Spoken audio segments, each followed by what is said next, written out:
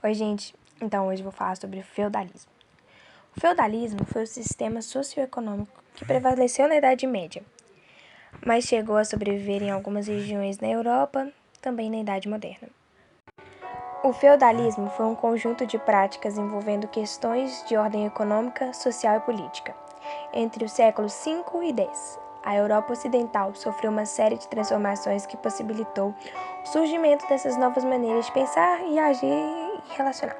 De modo geral, a configurações do mundo feudal vinculou-se às duas experiências históricas concomitantes, a crise do Império Romano e as invasões bárbaras. Vamos falar um pouco sobre as características da sociedade feudal. Ela se caracterizava por ser uma sociedade estamental, ou seja, uma estrutura social fixa e hierarquizada, e que estava dividida em estamentos.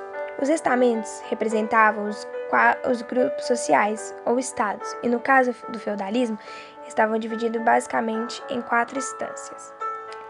O rei, que estava acima de todos eles, que detinha o maior poder expresso numa só figura.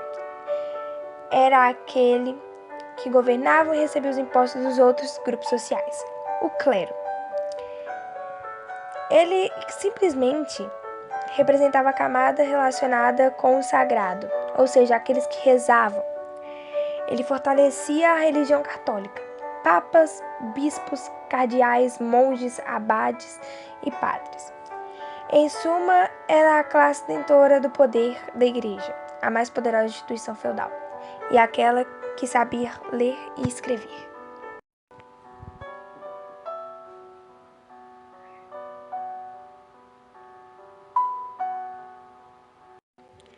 E além de tudo, os nobres, eles incluíam os senhores feudais, donos de terras e das riquezas. Nessa categoria estavam incluídos os guerreiros, ou seja, aqueles que guerreavam pelo povo.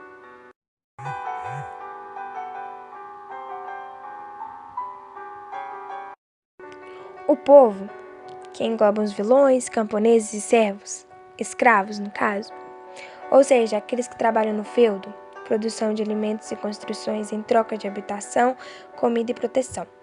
A vida deles era completamente miseráveis.